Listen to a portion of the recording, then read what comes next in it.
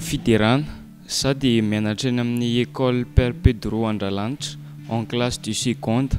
Faly miarahaba antsika rehetra, fitiavana ny anarako. Za mianatra ao amin'ny école Père Pedro Andralanitra classe de seconde. Ny anarako Sitraka, mianatra any amin'ny lycée Grimaldi Andralanitra en classe de seconde. Faly miarahaba anareo, Fiderana ny anarako, avy eny amin'ny école Grimaldi Andralanitra classe de seconde.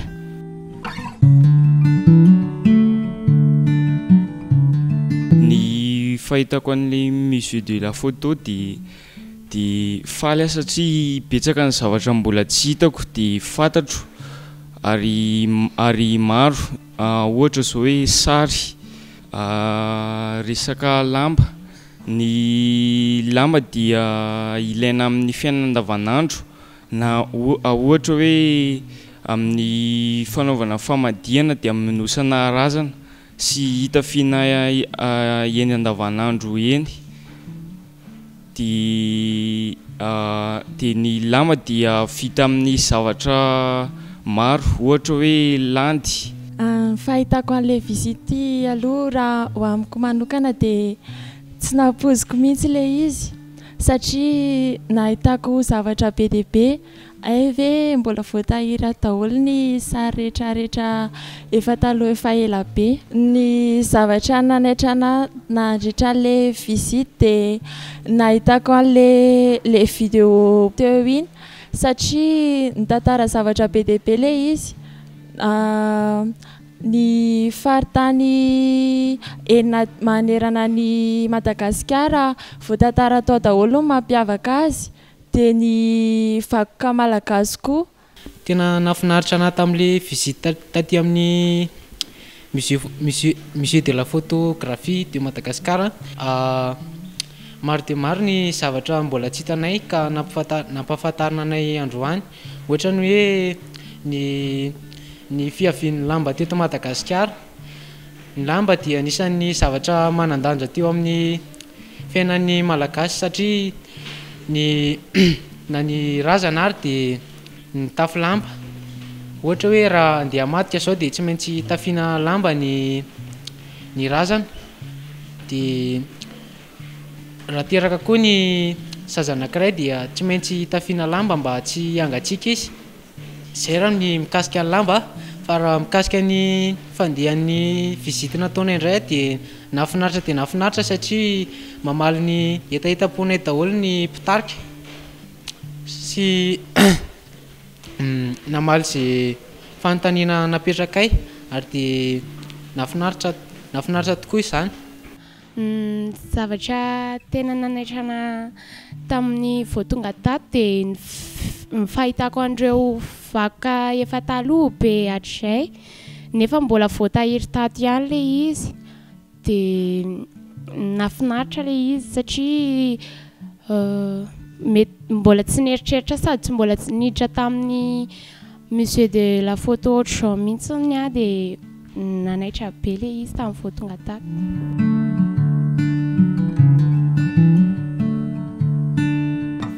Ny fahitako anazy dia maro le zavatra mbola tsy fantako dia hitako ary betsaka ny zavatra mampiavaka ny ilay ohatra hoe tanàna le nadiadiana. Nahitako an'ilay izy indray karazana fitafiana lamba be dia be. Dia nitantara lamba taloha konkoa, izany hoe nahalalako anazy izany hoe ny takalon'ny lamba izany taloha, omby, andevo, dia natakalo vary ihany koa.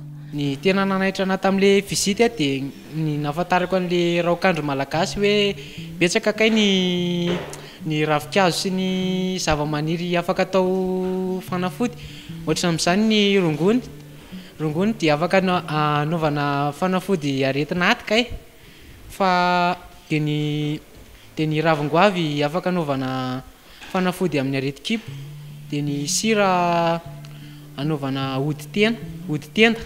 nafinaritra satria tsy nieritreritra hoe nisy zavatra efa taloha be ohatr'izao dia haika mbola voatahiry. Nafinaritra nahita an'ireny géant de fer jeu sary be da be mbola voatahiry amin'izao. Ny tena nanintona ana tamin'ilay projection fahitana an'ilay tanàna be da be na dia mbola tsy mivoaka ara dia tonga dia efa hita daholo hoe ohatr'izao zany tany Tomasina sy ireo tanàna be da be izay voatanisa tao.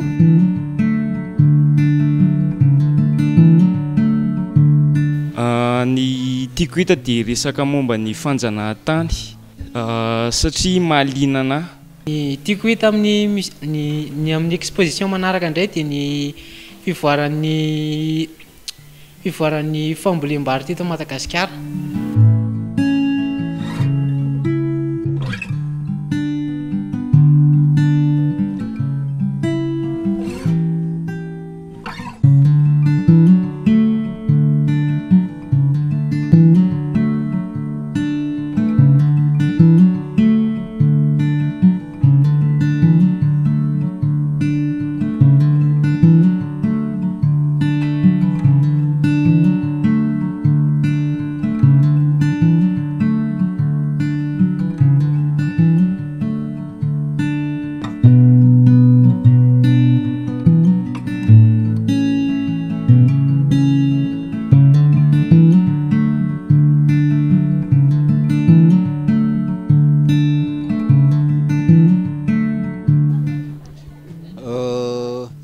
Marcelin, prof d'informatique amin'ny lycée Grimaldi Andralanitra Akamaso Père Pedro. Fandroany no nitondra mpianatra taty amin'ny musée de la photo dia ho anahy manokana gaga foana satria fandroany androany nefa tena mbola gaga ihany sady taitra. Dia nilanja an'ilay izy raha ho anahy manokana maha-profna informatique dia veriko fa sehatra roa samihafa mihitsy le malagasy sy ny teknôlôjia maha-informatique anazy nefa hitako hoe tsy azo tsiniavina ary tena intéressant, tena mahaliana be le musée de la photo satria maneho ny maha izy azy ny malagasy. Dia hitako hoe mety ary tena azo lazaina mahomby ho an'ny mpianatra ny fahitany sy ny fitsidiany an'ilay izy satria ahafantarana zavatra maro ary misy tombontsoa be dia be ho an'ny mpianatra mahatanora anazy hoentiny miaina misehatra ao aoriana. Na ny fitafy fotsiny izao dia efa afaka andraisana lesona, tsy misy resaka fiakanjo hafahafa maneho paozy hafahafa nefa tena mivoaka tsara ny maha olombelona anazy. Dia hitako tena mahaliana be. Dia mikasika ny salle manokana indray hitako hoe moderna le salle nefa ny tsy manipaka velively an'ilay maha musée de la photo anazy mihitsy amin'ilay maha malagasy. Dia izay ny fahitako azy. Dia misaotra betsaka ny musée de la photo nanasa ny mpianatra Akamaso ihany koa.